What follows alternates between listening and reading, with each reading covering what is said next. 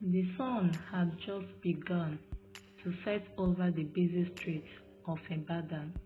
People hurried home, eager to rest after a long day. Nnenna, a young woman with big dreams, walked along the road, tired but happy that she had finished another day at work. As she waited to cross the road, a loud horn blared from a distance.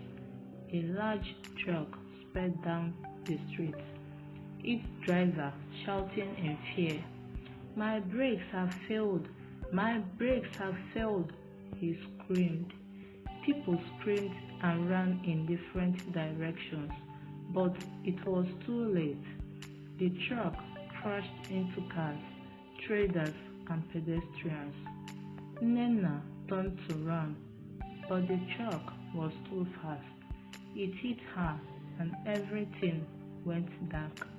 The driver, a man called Jide, had jumped out of the truck before it crashed. He ran away, leaving the truck to destroy everything in its path. That night, many lives were lost, and among them was Nnenna. When Nnenna opened her eyes, she expected to feel pain, but instead she felt nothing. She looked around and saw people crying. She saw her own body, broken and lifeless, lying on the cold ground. She screamed, but no one heard her. She tried to touch someone, but her hands passed right through them. Then she realized she was no longer alive. Tears filled her eyes. "This is not fair. I had dreams. I had plans. Why did my life end like this?" she cried.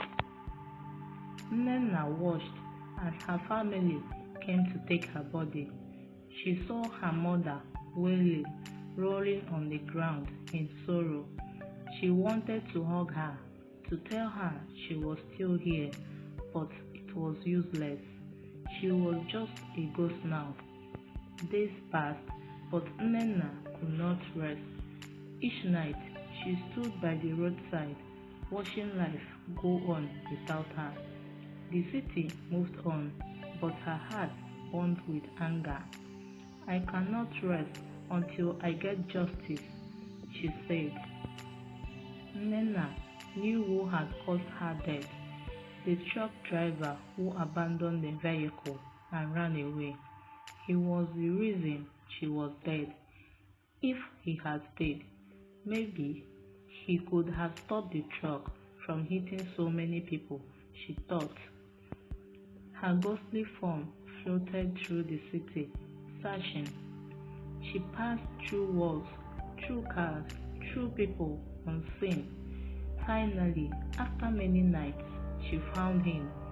Jide was hiding in a small house on the outskirts of Ibadan. He had changed his name, shaved his beard, and refused to come out often. He thought he was safe, but Nnenna's ghost had found him. She floated into his room in the dead of night. The room was dark, except for a small candle burning on a table. Jide was lying on his mat, fast asleep. Nnenna stood over him, her eyes burning with anger. She raised her hand, and suddenly the room became ice cold. The candle flickered, and the shadows danced on the walls. Jide shivered in his sleep. He pulled his blanket tighter, but the cold did not go away. Then he heard it, a whisper, "Jide." His eyes snapped open. The room was empty, but he felt a presence. His heart pounded. "Who is there?" he asked, his voice shaking. Silence. Then a soft sorrow voice filled the air. "You left me to die." Jide sat up quickly. "Who said that?" The candle blew out and the room went completely dark. Nnenna's ghost was just getting started. Jide's breath quickened. His eyes darted around the dark room, searching for the voice. His heart pounded like a drum in his chest. Then, from the corner of the room, a shadow moved slowly. It took the form of a woman who he had never seen before, yet somehow she looked familiar.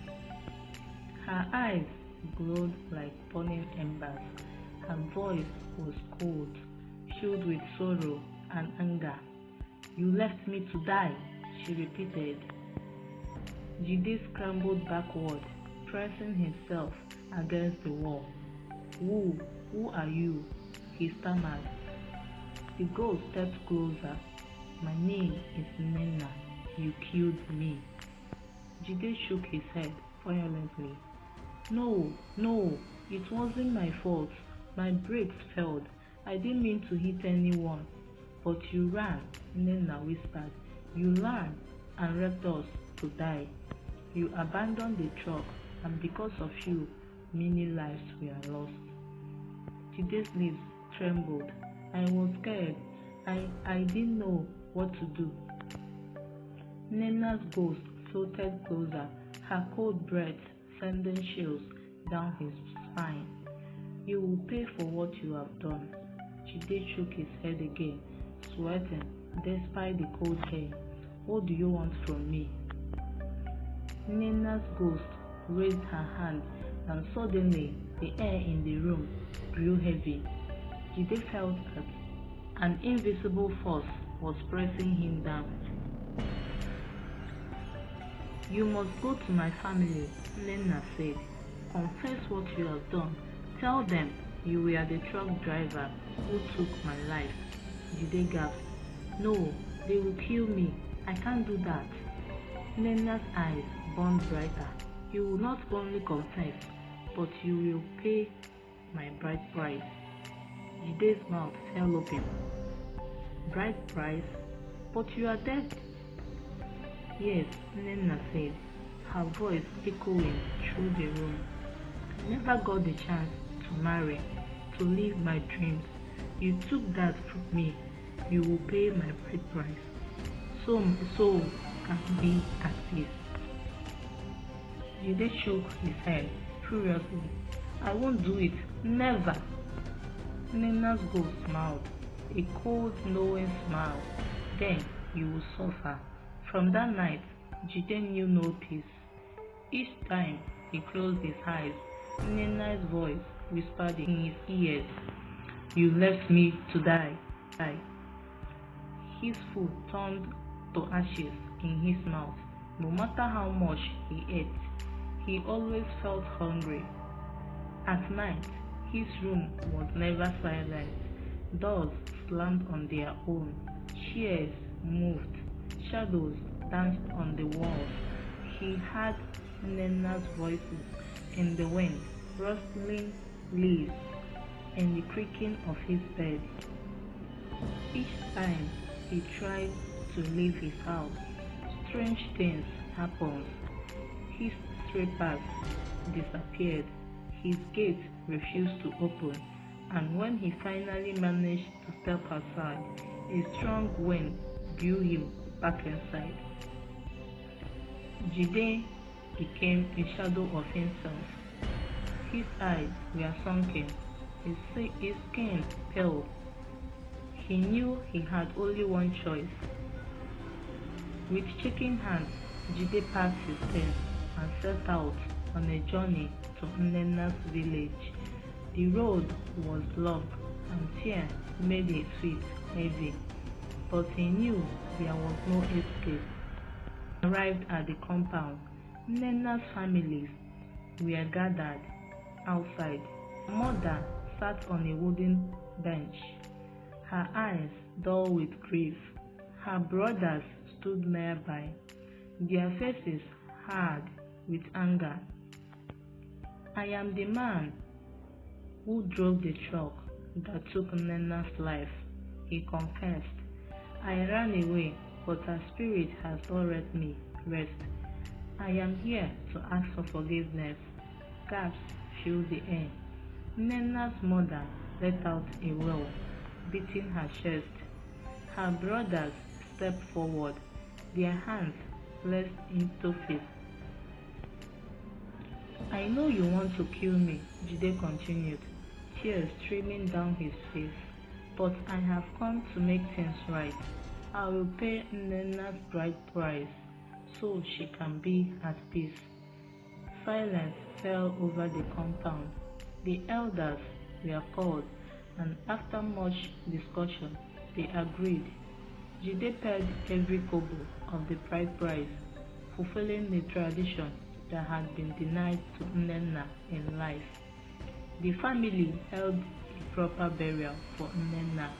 Prayers were said and libations were poured. As her body was lowered into the ground, a gentle wind blew through the trees, rustling the leaves softly. Far away in a world unseen, Nnenna smiled. Her heart was light, her soul at peace. She had gotten her justice, and with that, Nnenna's ghost disappeared forever.